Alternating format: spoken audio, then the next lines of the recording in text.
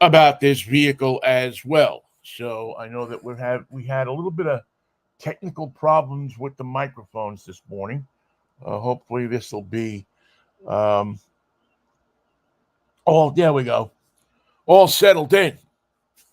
And so, yeah, I don't know. Sometimes I know I'm not a whiz when it comes to this stuff, but I certainly I certainly always hope that I get that we go out with sound here. That we always hit you up with some sound from my voice because listen, we call it drive time radio. It doesn't work without me being able to talk to you.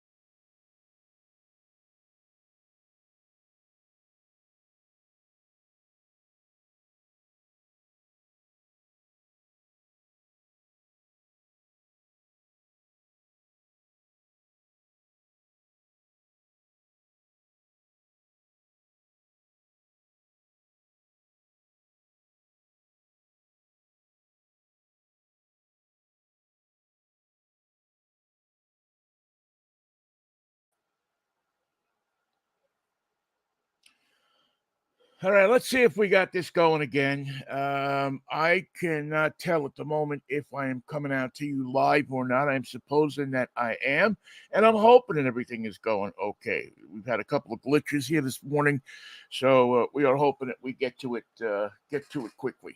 So let's do that. It's Drive Time Radio. I'm New York Vinnie. If you're just joining us, we've been having a bit of technical difficulty this morning, but the stream seems to be up and working right now. We thank you and appreciate you sticking with us this morning and sticking with me. Hopefully, we'll give you an entertaining show and something that will, I don't know, that'll give you a little bit more, make you a little bit more smarter when you finish watching the show than you did when you started watching it.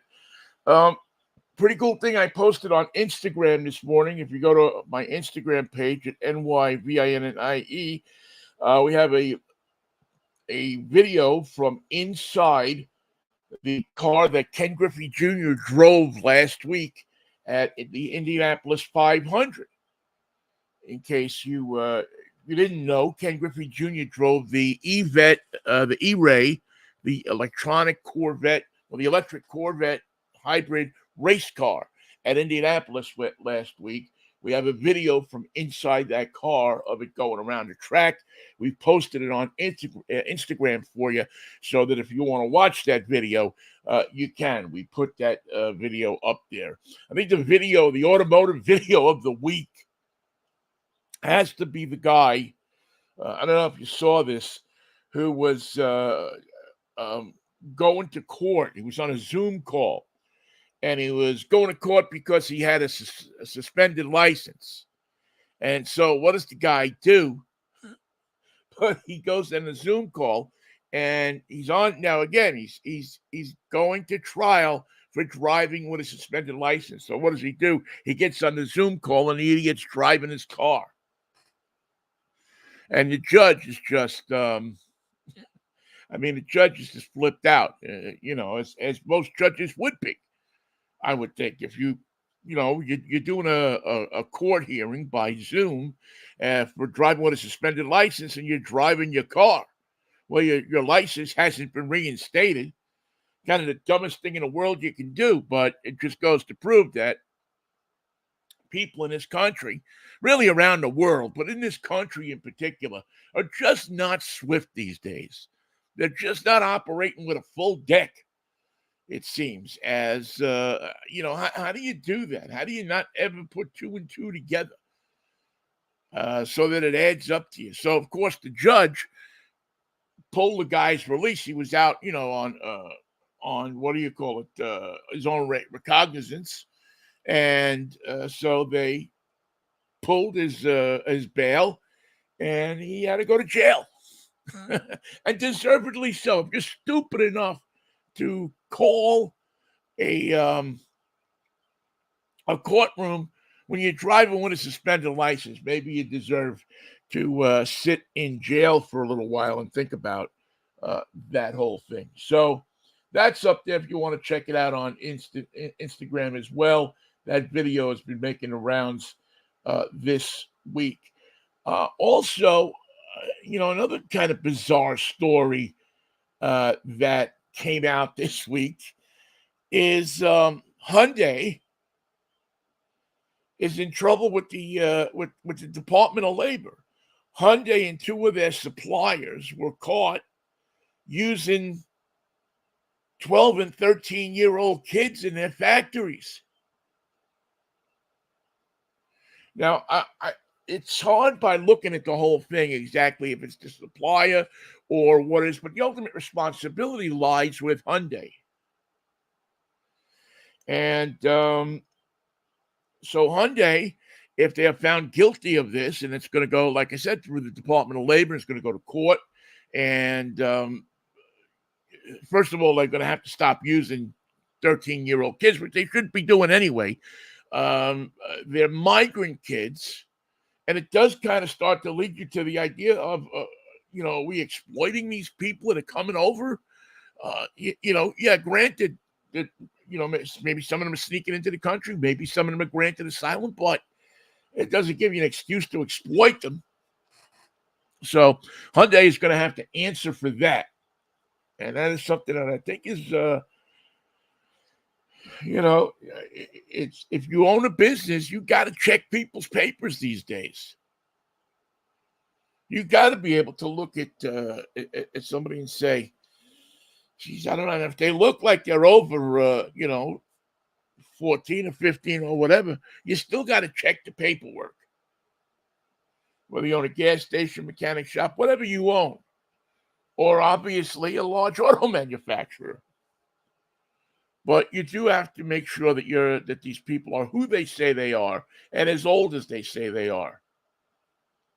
I mean, I remember when we were kids, we used to lie a bit about, um, how old we were so we could get out and get working papers to get a paper route, but you always had to bring your birth certificate down or something. And yet, people circumvented that system. They got around that system, but it is kind of whacked out to think that people, are trying to get away with that kind of stuff. So that's something that you should, if you are a business owner, especially, you should be thinking about.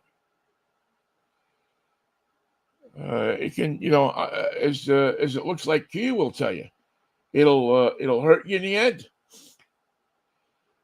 In that one. All right. What else do we have? We have a huge recall here on Toyota pickup trucks. 22 and 23 Toyota Tundra pickup trucks, according to the Car Connection,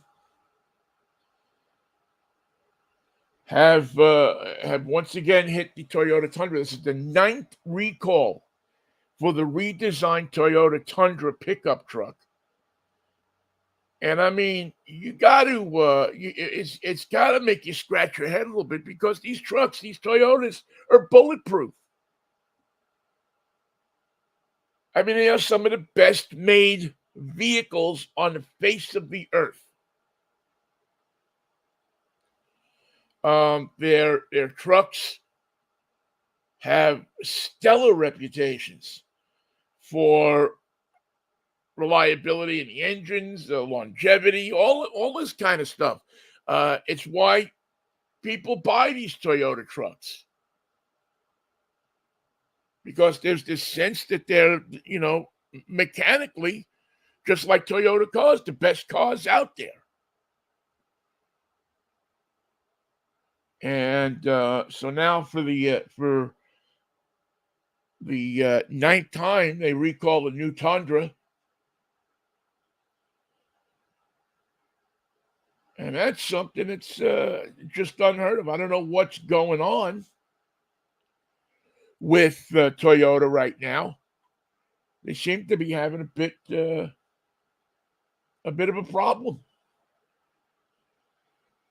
with quality control. So it's something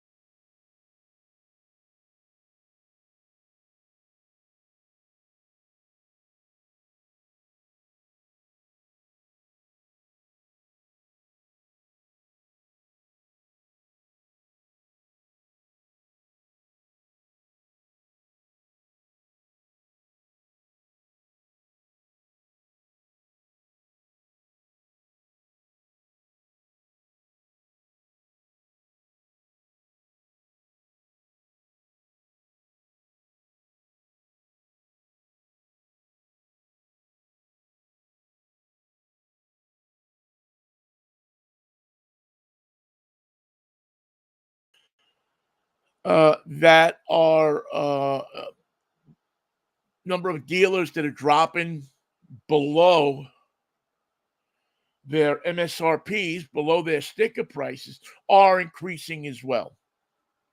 So you have, this was up until today, because today, of course, is the 1st of June. This was a good week to buy a car. In weeks where there hasn't been a lot of good weeks, the car business right now, very volatile. You're looking at the car business right now, and if you're in the market for a new car, there are some deals to be found. If you're in the market for a used car, I don't know how many deals are out there, to be honest with you. I don't know if people are coming off their different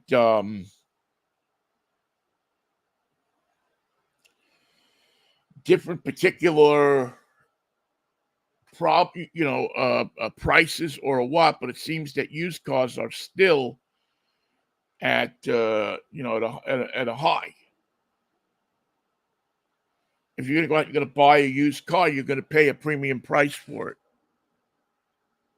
So that's something to think about if you are heading out there as well to try to get a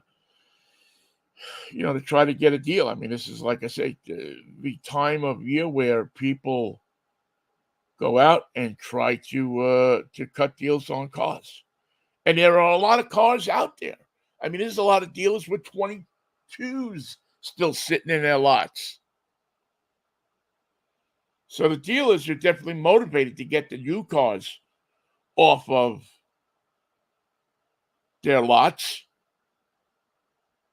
And again, there's several car buying services out there, several different ways that you can go to try to find a good price. Internet shopping is, without a doubt, now the way to go. You get on the internet, you look around at what car you want to buy. You can look at different dealers.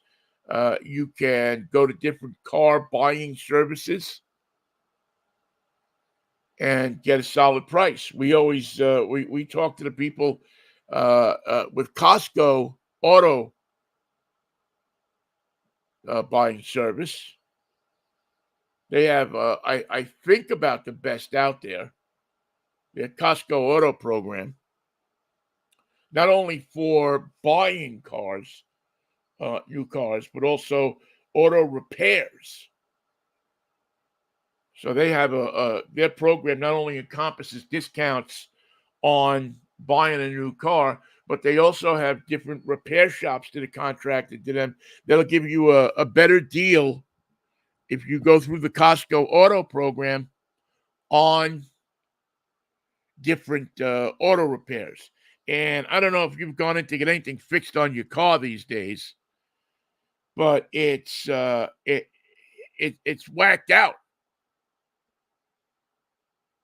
I mean, the prices that they're getting to fix, and I'm not talking about collision repairs, I'm just talking about mechanical repairs. I mean, you're talking about $100 to change oil in some places these days. It's a lot of money, man. A lot of money to keep your car running these days, and then the higher cost of insurance and everything. It's no wonder why there's a number of people, especially millennials, that are saying, you know what? I don't need a car if I live in the city.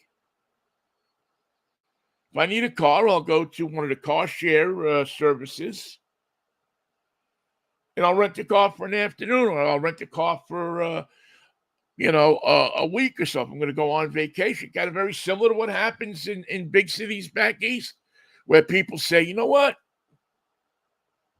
I'm not going to own a car. The insurance, the repairs, the worry about people stealing stuff out of the car, the stuff that goes on around cars, stealing your catalytic converter, all of those different things are the cost of owning a car is turning people off on car ownership. So It's something to think about. It's interesting to watch younger people and see if they're actually going out there and buying cars. When we were kids, there it is, bing. All right, you get the prize right there. When we were kids, when many people my age were getting our driver's license, we couldn't wait to get down to the Department of Motor Vehicles the day that we turned 16 to get our driver's license. You were there at 7 o'clock in the morning. The place didn't open up until 8:30. You were standing in front of it at 7 to get your driver's license to go to the Department of Motor Vehicles on Sutphin Boulevard.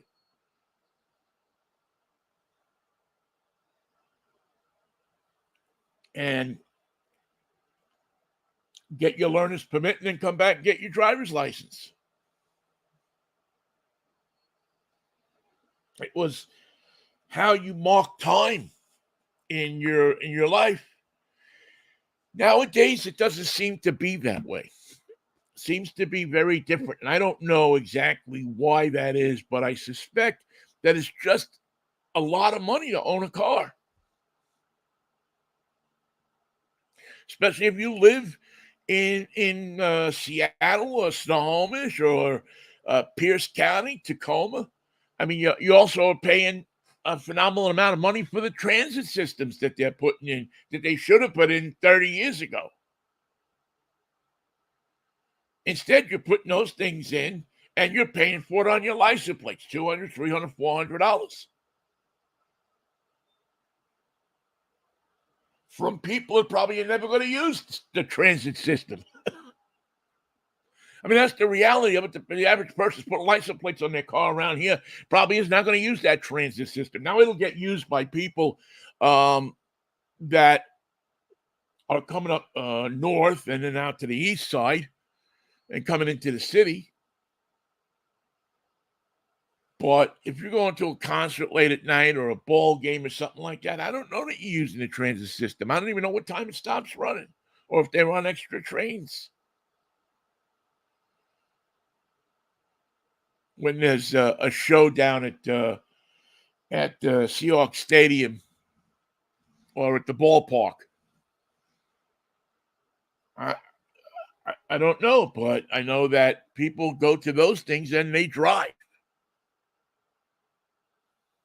So something to think about, something for the people that build these roads. Also, another interesting thing is that, and we talk about electric cars a lot on this show. I know we do because I do the talking about them. But they still haven't quite figured out how to make people that own electric cars pay their fair share of road use taxes.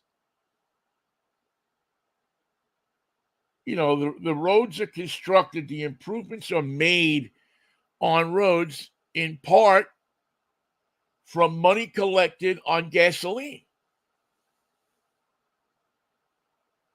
Now, that means that every time you drive down the street, you see an electric car, that car right now is not paying its fair share of road taxes because it doesn't use gasoline. If it's a hybrid, maybe you're getting something, but the increased mileage that these cars get means less tax revenue, gasoline tax revenue. So less money in the coffers to fix roads. Somehow the people that run the state are going to have to figure this one out. Is how do you get the people that charge their cars instead of putting gasoline in them to pay their fair share? As a matter of fact, because the average electric car is heavier than a gasoline engine car, an internal combustion engine car, it wears the road out more, puts more wear and tear on the roads and stress on the infrastructure. So not only are they getting a free ride, but nobody's holding them to task for having cars that wear the roads out more. And that's something I think our state legislature has to look at some point and figure out, how do we recover from Tesla and from GM and from all of these companies that are selling electric cars? What's a fair share of use tax on the roads? Because these roads do not get built for nothing. And at some point, you're not going to be able to build all the roads you want to build and fix all the roads you want to fix, because when you have a higher participation of electric vehicles, as you do in Washington State, especially in the Seattle area, you're not getting the revenue in from gasoline that you used to. So I don't know what the solution for that is going to be. But at some point, you're going to have to figure that out, aren't you? At some point, the state legislature and the different legislatures around here are going to have to come up with a solution for that, to make electric car owners pay their fair share of the road use. That's why you don't want to pay more money than anybody else, but you want to pay the fair share of the road use. And I think that's only right, to be honest with you. I think that's the smart thing to do. All right. It looks like our technical problems may be put to the side for the moment. I hope that you're hearing me okay out there. It is Drivetime Radio. I'm New York's Vinnie, and every week we do a segment that was really made famous by our old producer, Nathan. We love Nathan. I haven't talked to him in a couple of weeks, but we love him, and we're going to have to get him on a show here, see how he's doing on Saturday mornings. But this week, we present to you, ladies and gentlemen, the segment that we love to call... Yo, Vinny, what are you driving this week? There you go. What am I driving this week? I am driving the Subaru Solterra. This is the electric effort from Subaru. It's really actually a Toyota. I don't know if you know that or not, but remember a couple of weeks ago I drove the Toyota version of this, the BZ4X, and same exact car, except for some badging and some other particular, design cues, but they're pretty much the same car. Great electric car. I think I compared it a lot to the Toyota version when I drove it a few weeks ago. Compared it a lot to the RAV4. It seemed to me to be the RAV4. One big difference, though, the Subaru version that you look at here comes only with four-wheel drive, standard on all of the Solterras. Where with the Toyota, you can either get it in two-wheel or four-wheel drive. And the good thing about this vehicle is, it seems, and I haven't taken it up to the test course yet, but it seems like it can handle some limited off-roading. But I think it's a decent Subaru, a nice interior, texture in a lot of places, which I always like to see. The interesting steering wheel was changed to a square one here because people were having trouble looking at the gauges on the dashboard that you see there. But very stylish, very comfortable inside, very roomy, lots of plugs, wireless chargers, and so on and so forth, so that you can plug your phone in and do all the things that you need to do when you're driving one of these vehicles. And again, heated seats front and back. Now this is the Prestige version, I believe, that has a bit more.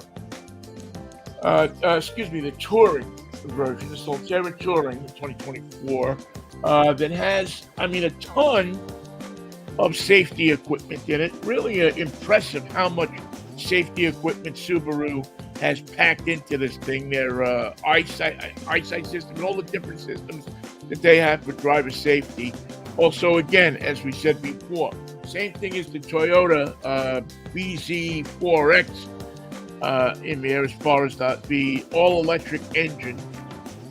Range on this thing, I believe, gives you around 220 miles, depending on which mile. I think it's like 227 miles, somewhere in that area, which is kind of on the low end.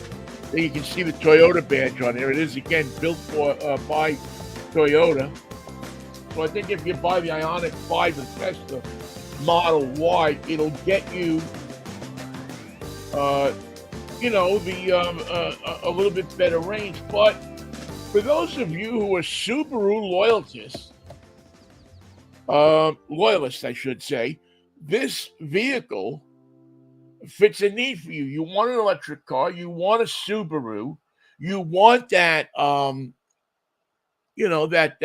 feeling that you're in that Subaru club. Again, I had this thing parked down on Sunset in Edmonds the other night, and a couple of people with Subaru stopped by and took a look at it and were interested in it. So Subaru, I think, is on the right track here to offer people, their loyalists, a Subaru that they can buy if they want to buy an electric car. Again, good space in the cabin, all of the Subaru safety stuff. You don't get as much driving range as you might get from some of the similar cars that are out there. But again, you're still getting 227, somewhere in that area. And that should more than likely give you enough to get around. The dual motor powertrain gives you 215 horsepower, a decent acceleration. Depending on which review that you read of it, there's all different places that it may fall as far as the ranking of it. If you consider that the number one vehicle is the Ioniq 5, the Kia EV9 is the second highest ranked electric vehicle, the EV6 the third. The Solterra, comes in rather much lower down the list in some of these different rankings. But there are three models that you can buy starting from $46,340 up to the model that I'm driving this week, which is the Solterra Touring, that lists out at $54,558. With, just about every option you can think about, including the voice-activated virtual assistant, which I am more and more falling in love with. Also, traffic jam assist. There's a lot of cool things. The X mode in this car, which is becoming very familiar to Subaru owners. The X mode gives it great grip off the road, according to Subaru. As I said, I have not taken it off the road yet. I will do that this weekend and give you a better report when I do the full review. But as I said again, a very decent effort, I think. And I like the Toyota version of it, and I also like this particular version as well, the Subaru version. What are you driving The this week? Solterra Touring all-wheel drive. I love the fact that it has all-wheel drive. I love the fact that it has that Subaru look to it in the front, which it carries over to some of their other vehicles. And I like the fact that it has a lot of room inside, a lot of different textures, as you saw when we showed you the interior. It's a sharp-looking car. I love this color red, too. It doesn't take it, the other problem with it is it doesn't take a charge as fast as maybe some of the others in the class. But I guess the question you have to ask yourself is, if you are a Subaru fan, if you love Subaru, this gives you an opportunity to buy an all-electric Subaru. And I know a few people that, drive Subarus and look at this and say, hey, you know what? I want to stick with Subaru as my brand. And so I'll take this car. I'll buy this car, especially because it has the four-wheel drive, and it has some of the things in it that you're used to getting from Subaru, the X-Drive and the safety features, the one-pedal driving, the storage space, a huge storage under the center console. So a nice job by Subaru. I'm driving it all week. We'll have the full review of it for you next week. And as I said, I think I love the oval steering wheel too. But again, a good effort from Toyota and Subaru. You put them both together, and Toyota has done these things with a couple of different car companies now. I mean, there's the little sports car that's the half BMW, half Toyota. You have this one. There's a bunch of different. I mean, Toyota's been doing this for years. I mean, how many of you remember the Chevy Nova, the last iteration of the Chevy Nova that was really a Toyota Corolla, or the Pontiac Vibe that was out a few years ago that was also the Toyota Matrix?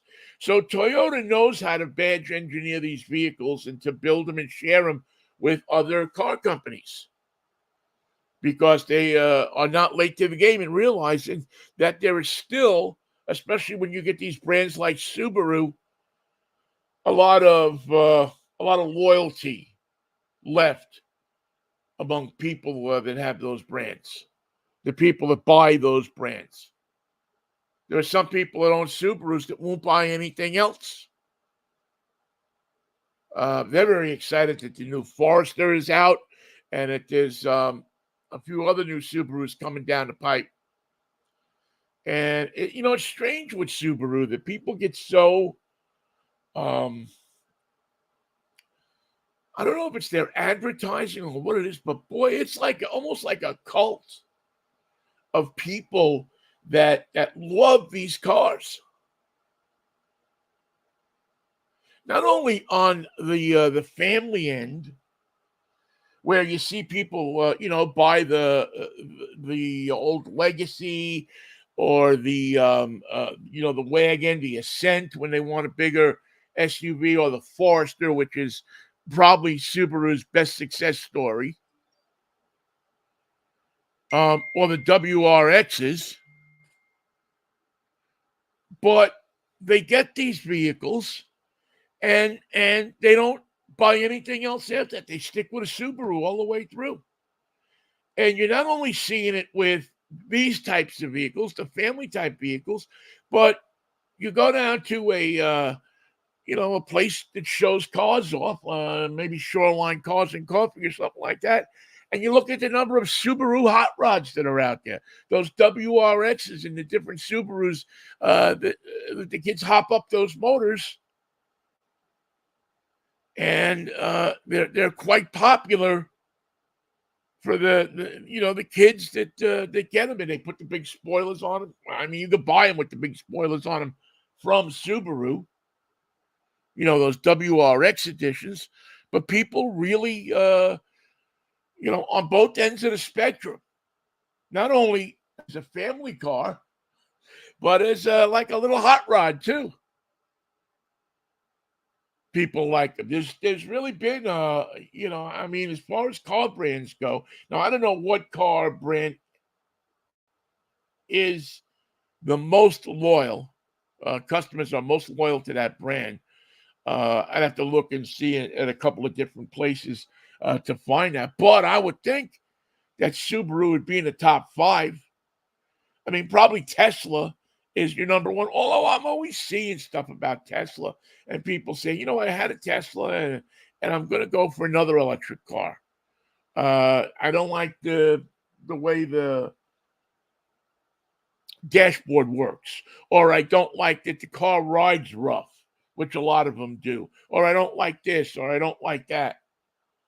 I don't know how much brand loyalty. I mean, people will get into a Tesla. It certainly, as a first-time electric car for people, has made that experience a lot better for people because they have their own charging network. So it makes it a lot easier if you're thinking about purchasing an electric car to go out, and people like their buying experience where you're not going to a regular dealer to buy it, but you're buying it from Tesla. And I think people like that it's basically a no haggle deal. It's like you go in there and the car is $60,000 and you pay $60,000 and you drive out with a car. I'll be very interested to when my friend Kirby Arnold gets back from, I think he's probably back from Indianapolis already, but he's promised me to let us into his Cybertruck and let us take a look at it. So I'm very excited about that at some point. We're going to get in that thing and take it for a ride with Kirby and see what that's all about. I mean, again, you may like it, you may hate it, but it's certainly, I think, and I'll always be interested in the comments, what you think about it. I think that when somebody goes out there and they do something radically different in a particular class of vehicle, it's worth looking at. It's worth talking about. And Tesla has done that with the Cybertruck. They've created something that whether you look at it and you like it or you don't like it, you have to say that it was a ballsy thing to do it. And to build and design something that's different than anybody else has seen before. Whether it works or not, whether it's practical or not, we can argue about that all day. That's why I'll be very interested in Kirby Arnold's take on the Subaru, on the Tesla Cybertruck.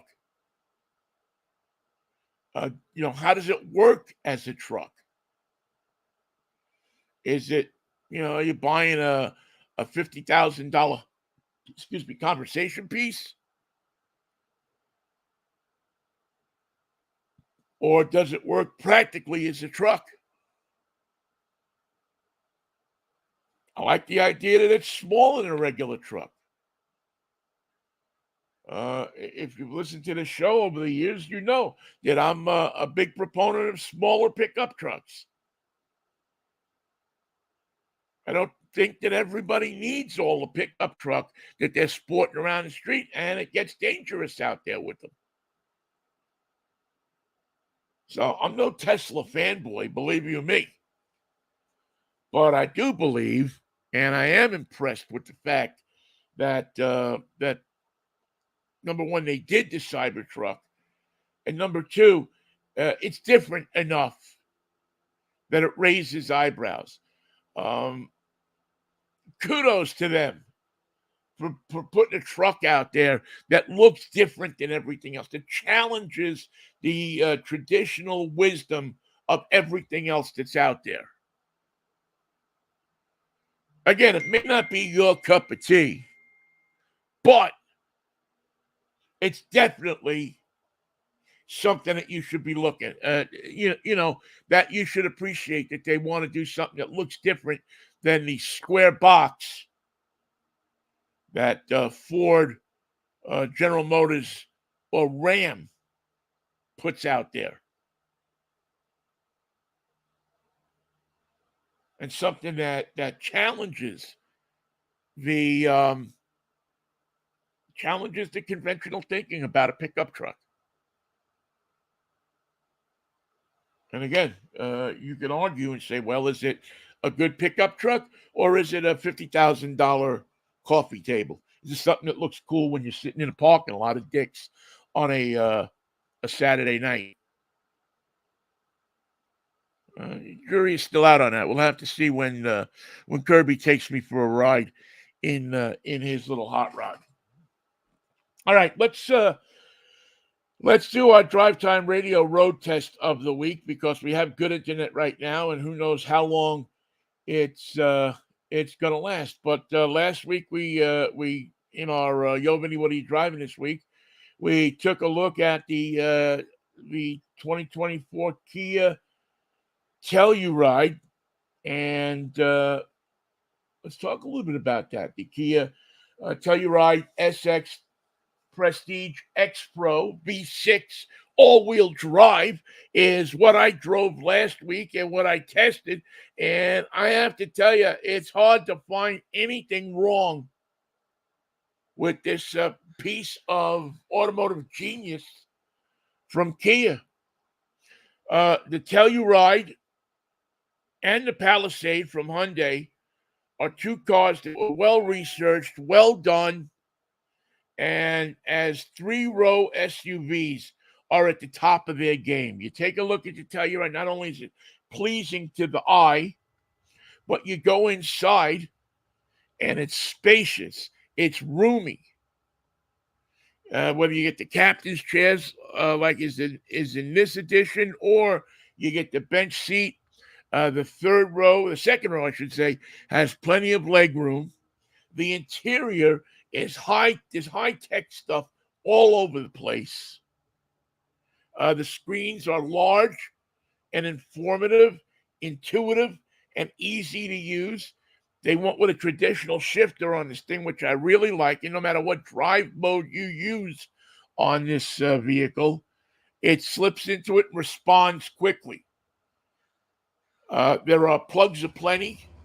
If you go for the X Pro, not only do you get the plugs as you saw there, but you also get, which I think is really cool, you also get the inverter, the house current that's stuck in the back, so that you can run a boombox or an electric grill or a cooler or something like that off of the thing. Panoramic sunroofs, front and rear, give you plenty of visuals. The front one opens up, slides back into the roof. The rear one just stays stationary. But again, you can you get a nice view in the X Pro.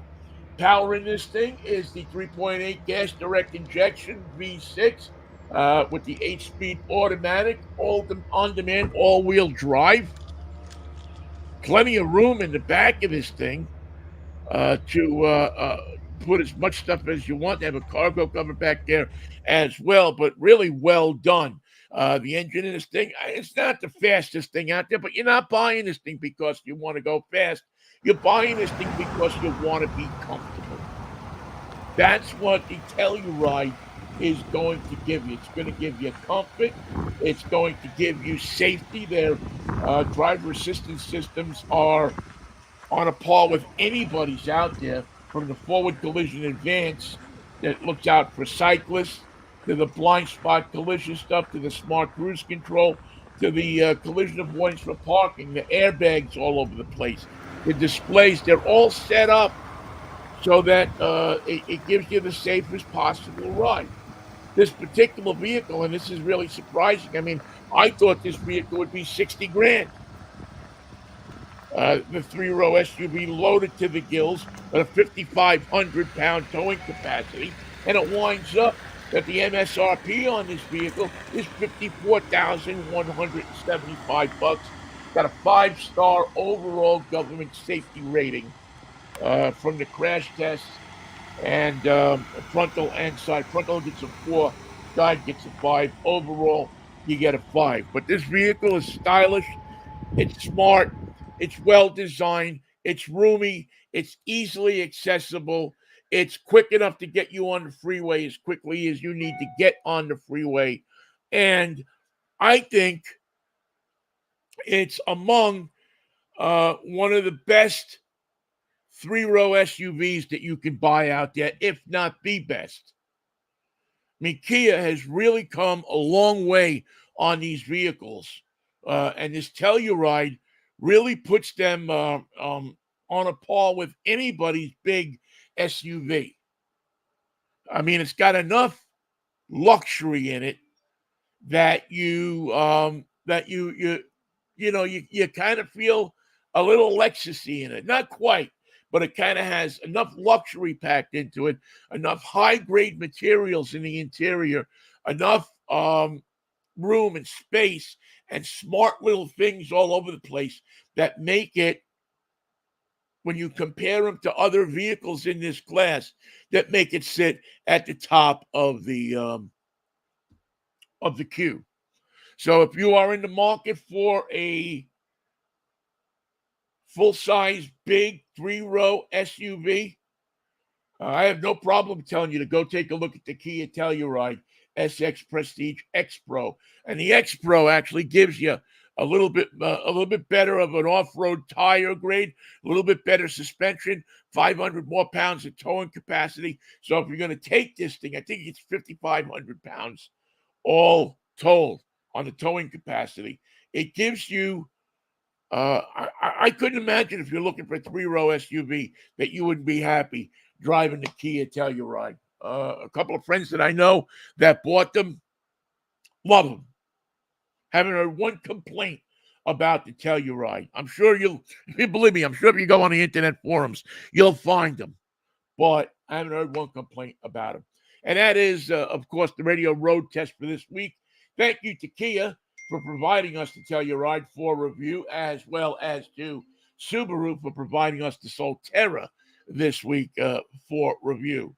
We also thank, of course, our good friend George Jackson from George Jackson Promotions, GJ Promotion, GJ Promo. You can find them on Facebook and on the internet if you're thinking about buying promotional items for your business.